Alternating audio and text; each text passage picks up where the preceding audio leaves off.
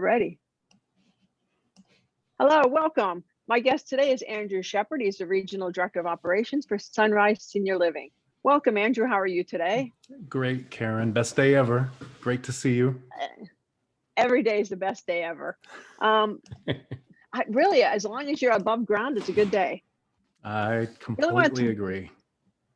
I really want to talk to you about how you got started in senior housing. So how did you go from where you went to Regional Director of Operations? Well, it's a long winding road, so you'll have to stick with me. It started really unknowingly through the legacy of my parents. My mother's still with us, but my father passed away March of last year. My mother's legacy of service to the elderly and to seniors and disabled adults, and then my father's legacy of kindness and compassion and devotion to family and his work ethic, I think is where my path to senior living started. I don't think I really understood as a teen or a young person, a young adult, that I really absorbed the legacies. I didn't really fully understand them or maybe even appreciate or value them at that time. But certainly as time went on, and I think this happens with all of us, I began to see the correlation between their work and their lives and my path. As a child and as a early teenager, I remember spending a lot of time in nursing homes. Both of my grandparents were in the only nursing home in the county, in the small town in Wisconsin where I grew up, and my great-grandmother was there. And so as a early teen and teenager, I would spend after school weekends and holidays in the nursing home at the Dunn County Healthcare Center. And interestingly enough, they've gone through a revitalization about 15 years ago and created this beautiful space there in Wisconsin where they have cottages. It's still a skilled nursing, assisted living, and memory care. And my mother now resides there. So it's an interesting full circle for her, for sure. Yeah. But those times at the Dunn County Healthcare Center were formative to me, and I didn't even realize it then. But as a kid, back in the late 70s, early 80s, I remember the cool reclining chairs with the wheels, with the tabletops over the laps, and the meal trays with the little food, little things where the food wouldn't touch, because they all had their own little holding area. And as a kid, I thought that was so cool. I loved being there. I mean, I love the activity. I love the lessons from my grandparents. Even in the silence, there were lessons. And I think for me, I love the opportunity to be a helper.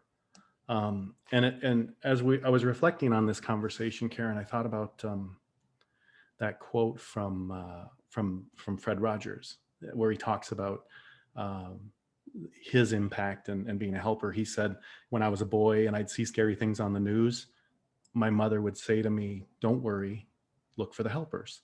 You'll always see people and find people who are helping." And to this day, he said, during times of strife and struggle and disaster, he remembers his mother's words, and he's comforted by realizing that there's still in this world so many helpers, so many people that care. And to me, that was kind of where I started to connect with the concept of being a helper. I loved helping other people, whether it was the elderly or disabled or friends or peers or family members. As a teenager, I was big enough to be Santa Claus at the nursing home during Christmas time, volunteering as Santa Claus, and I was an active participant in the Boy Scouts. And my Eagle Scout project was to build gardens and a walking path and benches for the patients at the local hospital, one hospital in the town. And so there was something happening with me that was leading me to helping others. But even with all those signs, and this happens with a lot of people, even with all those signs and all of that intention and the help from my parents and my grandparents and my great grandparents, my path to senior living wasn't wasn't clear. I worked for my initial work. I worked for a management company, entertainment management company, traveling internationally for 4 years. Did about 33 countries 3 times a year for 4 years. Um, Oh, fun. and it was very interesting work, seeing different cultures and different places. Even though I was only in a city for usually a day, it was an opportunity to connect. And every once in a while, we'd stay in a place for a little bit longer because of a travel. And this is when we all still use travel agents, if you can remember those days, um, where you had to have your tickets FedEx to you. And Yep. and I remember traveling to cities like Bolzano, Italy, and small town in Italy, and some of the folks that I would meet there, the grandparents lived with the parents, lived with the children, lived with grandchildren. That was a family unit. And even going back to college, I spent many months in Mexico on exchange, and the two families I stayed with in Mexico, in DF and in Tuxtla Gutierrez in Chiapas, their grandparents lived with the parents, with the grandkids and the great grandkids. And so through the way the career progression happened, the universe was telling me, like, pay attention, buddy. But we There's never something you do. should be looking at. No, we never do, because, Yeah.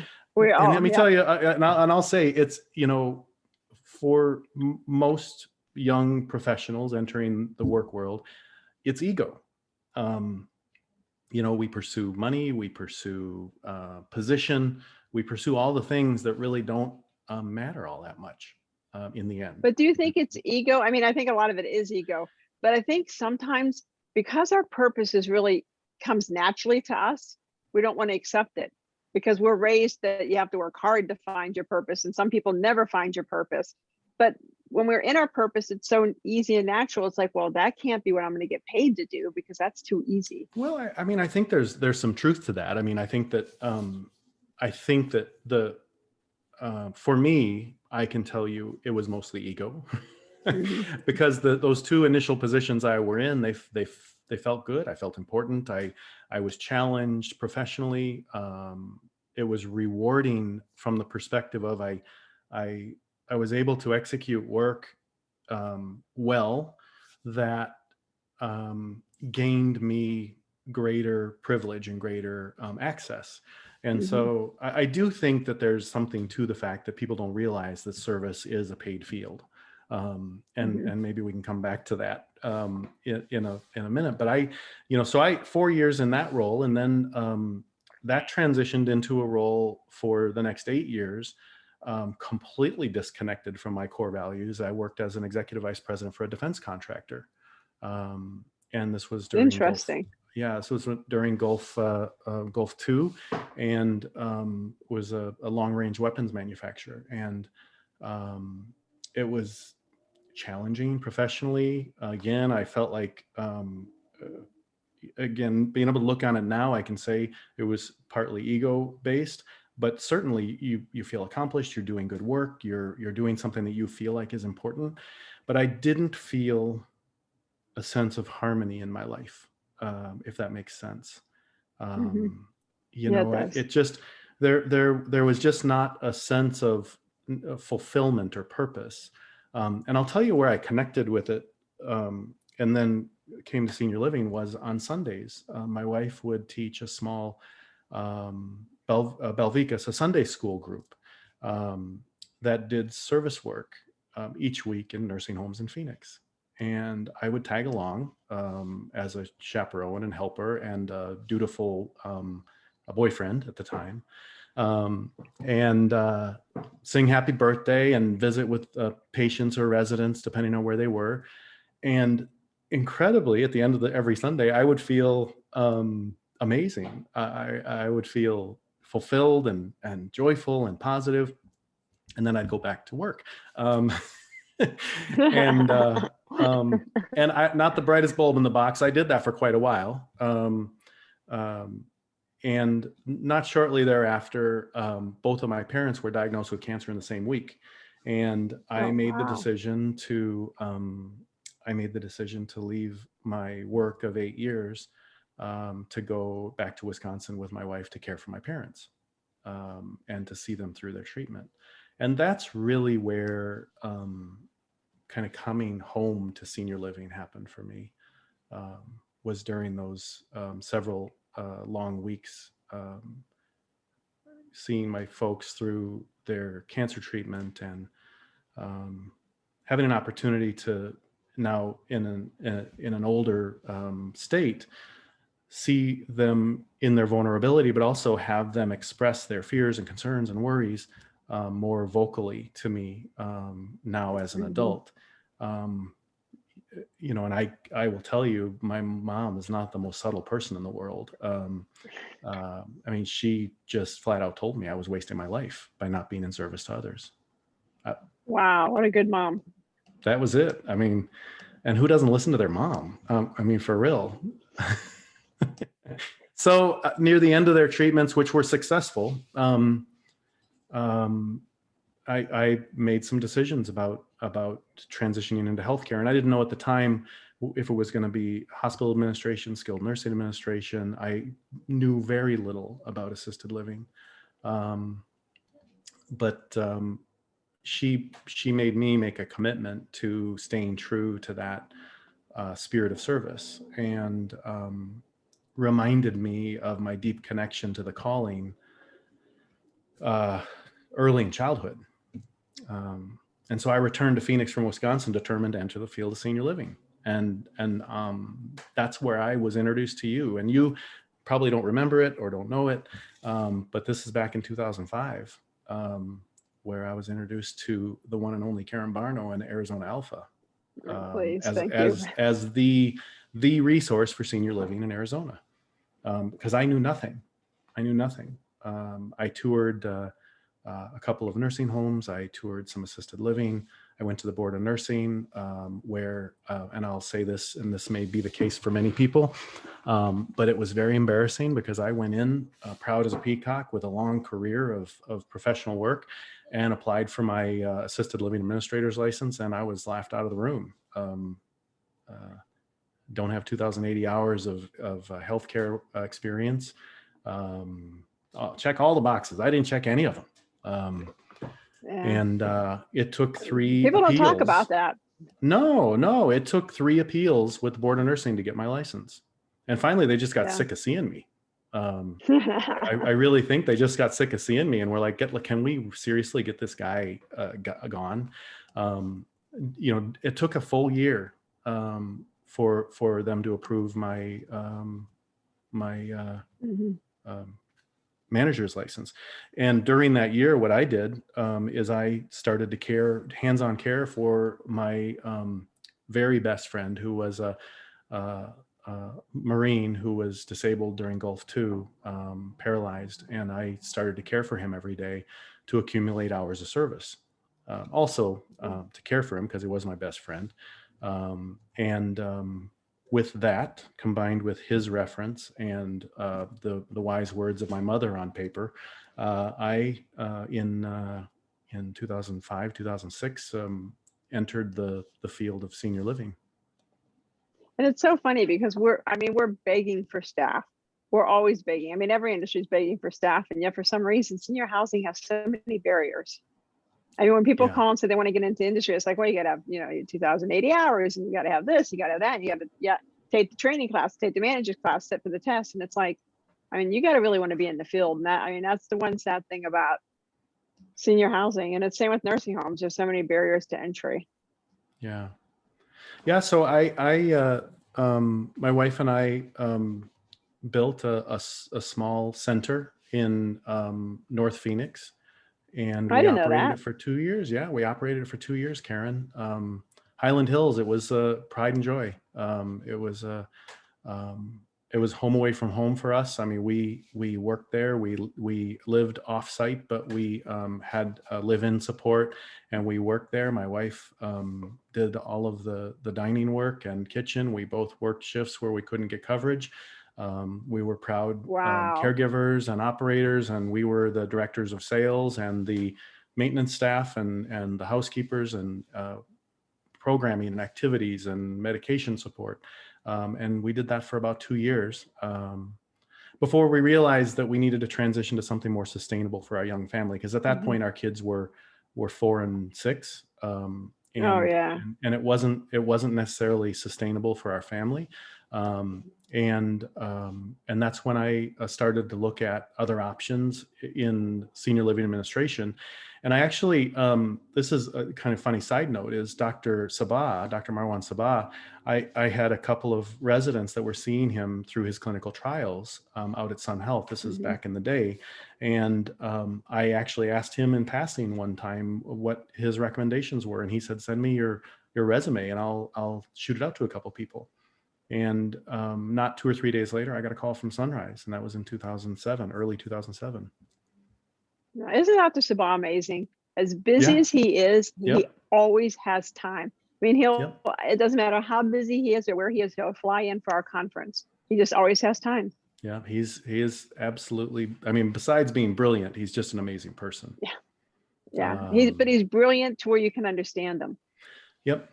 You know, when he talks, it's like, I get it. You know, he doesn't try to show off his brilliance. He's that unique. Well, and someone, the other piece that I think is underrated from a physician's perspective is he was so beautiful and nuanced in how he communicated with residents with dementia. How he worked with them to understand their unmet needs, how he helped to de-escalate them, validate their concerns or their worries. Just absolutely a beautiful person all around. So yeah. So you've been with Sunrise this whole time. I've been with Sunrise, well, except for those 2 years, I've been with Sunrise for 14 years this year. Yep. That's unique. I mean, for those of you that are listening, that's unique. And if I don't know what order this will go, but if you heard Tiffany, you heard her go a couple different organizations. And a lot of times that's the path. Is it's, you know, this organization, you know, do you want to stay big, go small? So I mean, continue, but I just want people to know that that's unique. Yeah, I think for me, I found a home. I found a home with Sunrise. What resonated with me, my initial time, I was initially hired, and we moved from Phoenix to Seattle, and I was hired as executive director of Sunrise of Edmonds, which is a beautiful property in Edmonds, Washington, right on the highway going to the ferry, across to Kingston. Just a beautiful community.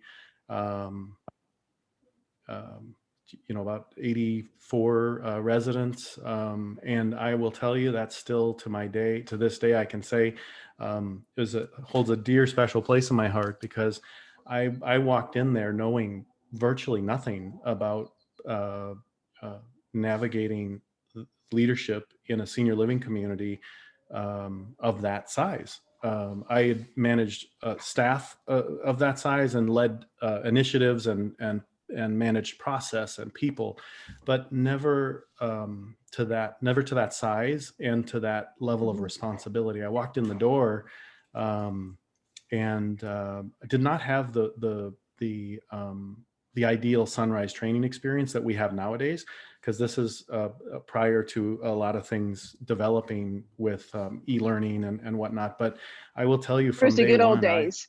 The good old days when everything was in person. I'll tell you, here's a funny story, and we'll just keep this between us. But and the podcast audience. and the podcast audience. My second day on the job, I taught Sunrise University. So many, right. Not shocking at all, right? Many executive directors, many nurses will tell you, oh my gosh, I had to train people before I was trained. And that's the adaptability and resilience piece that we look for in senior living leadership, is someone that can step into a space and go, I get this. Yeah, and he just gave you guys a key. You got to be adaptable and you got to be resilient in assisted living, because if you've seen one day, you've seen one day. Yeah.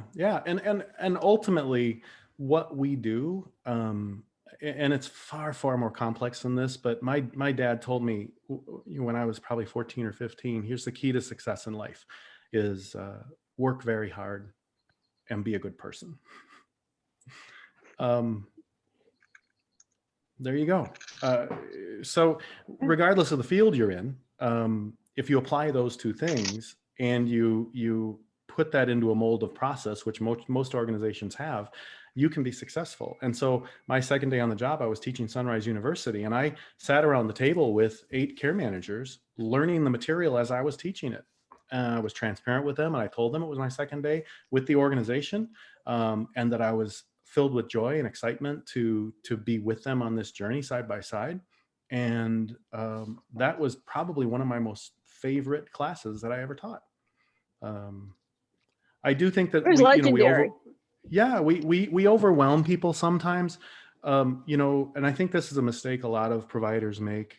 And I would say mistake, that's maybe not the right word, but maybe misstep, is that we maybe a little too soon talk about the opportunities that exist within senior living with people that are just coming into the field to provide care. And we say, here's the great news. You're coming in as a care manager, a medication care manager, a housekeeper. But one day you can be an executive director. And they're just wrapping their heads around what it's going to be like to give someone else give them a shower.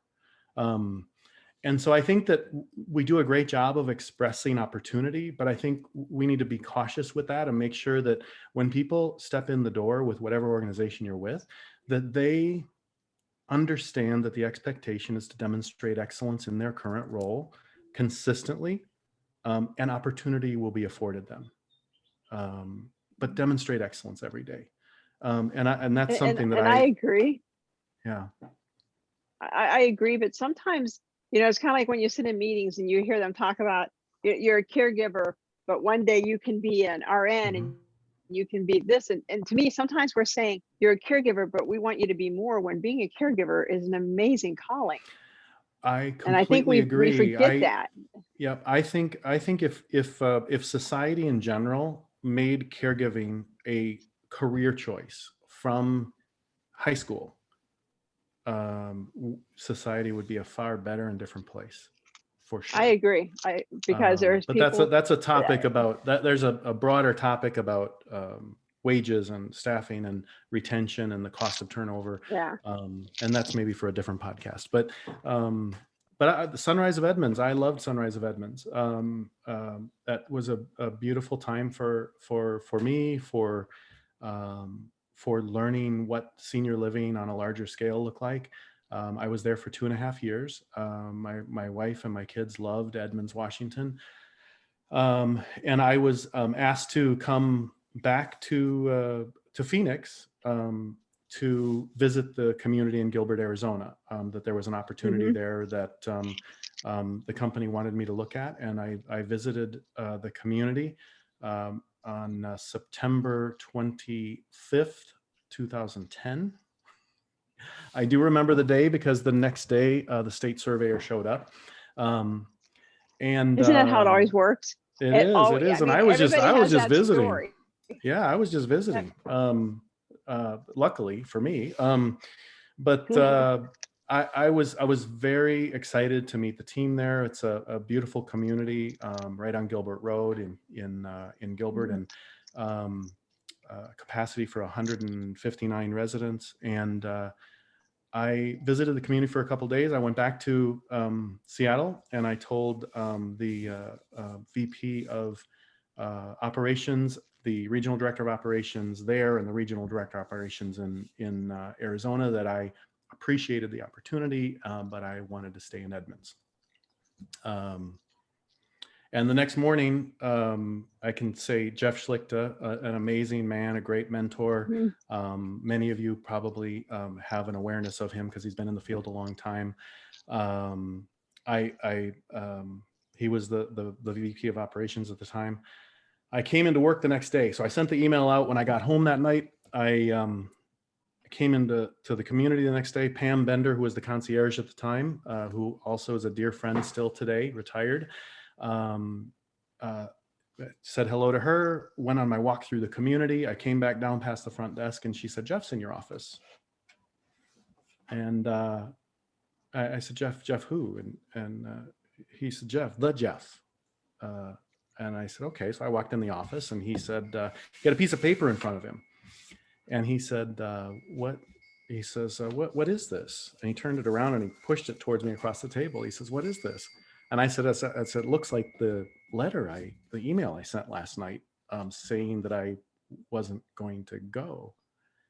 And he said, no, I know that. He said, what is this? And I said, it's a email saying that I'm happy with what I'm doing right now. I'm fulfilled. I'm feeling really enthralled with being at Edmonds. And he said, well, so here's the thing. He said, I need you to expand your sphere of influence. You've done your good work here. Someone can come in and take over for you. It's time for you to expand your sphere of influence.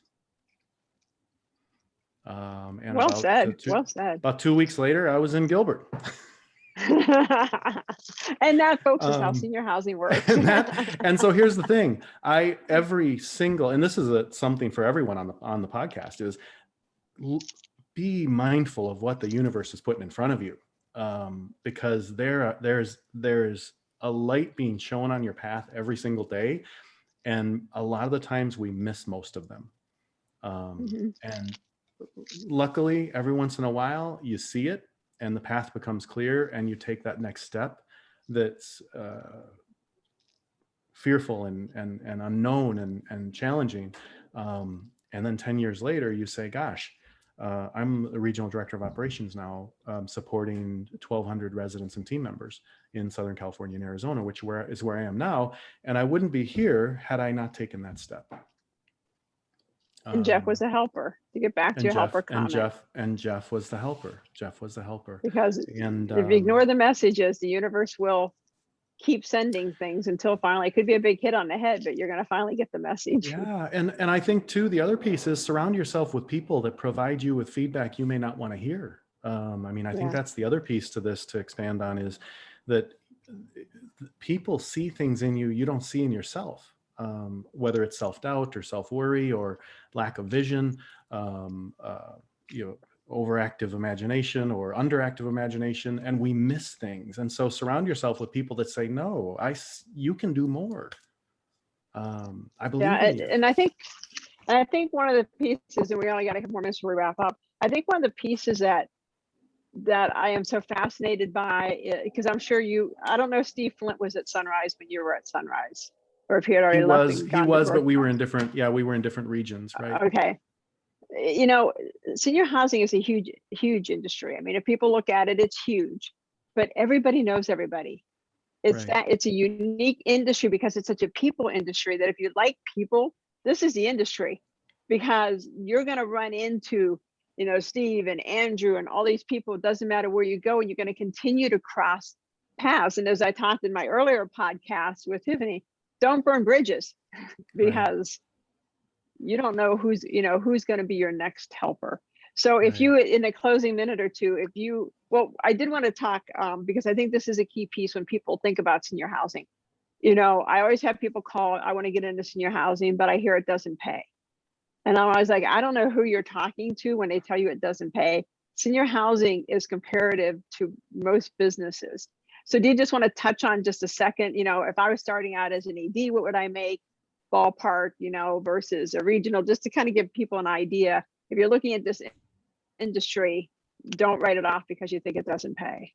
Yeah, not citing specifically, because every organization is a little different exactly. from a salary and wage perspective. But it depends on the size of the community. It depends on the size of the organization, depends on the infrastructure that's provided. If you have a company or a community that has a smaller regional support system, there may be a broader wage range for executive director, because you're expected to manage so much more with such a smaller support group.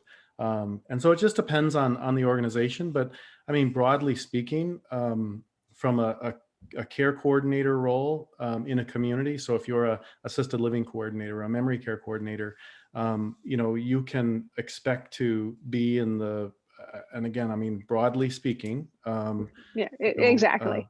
$50,000 to $60,000 a year range, with minimal experience, but a heart for service.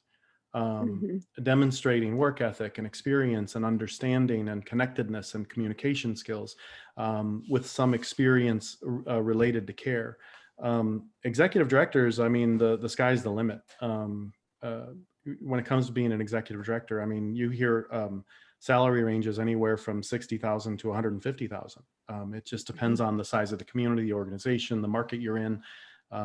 Certainly in markets that are slightly more depressed, you're going to have a lower range. In higher cost of living markets, you're going to have a higher range. So, but it certainly is it's certainly a position that warrants people looking at. And here's where it starts. It starts with being able to provide care. As an executive director, to me, you need to be able to step into a resident's room and provide one-to-one care, whether it's a shower, bathing, toileting, grooming, support care with a resident that's actively passing on hospice. That's the space where you have to excel. As an executive director, regional director of operations, care coordinator, if you excel there, the sky's the limit. Sky's the limit. That's awesome. People will follow you and your example to the end, because you're living the expectation. And so I would say that the best thing you can do when you come into this field is make sure that you can do the work.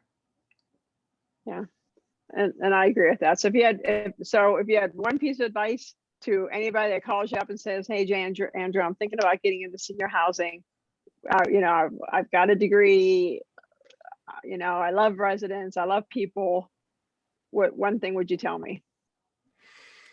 Well, it's a complex answer, but I'll try and keep it short. Understand who you are and what your core values are. I love that. Love that. If you don't understand who you are and what your core values are, what your message is, who you are, not just to yourself and your family, but to others in the world, you got to take a deep look at that before you get into senior living, because senior living is truly a space where authentic leaders thrive. And to be an authentic leader, you truly have to be self-aware and understand who you are as a person. That's perfect. That's well said. So I want to thank you for being on the video and appearing on the podcast. If you guys have any questions, you can DM me. Andrew's high enough up in the food train that you'll for sure can find his email out there if you want to DM him. I hope this provided value to you guys. I'll talk to you soon. Thank you for being on our podcast, Andrew. Thank you, Karen. Okay, there we go.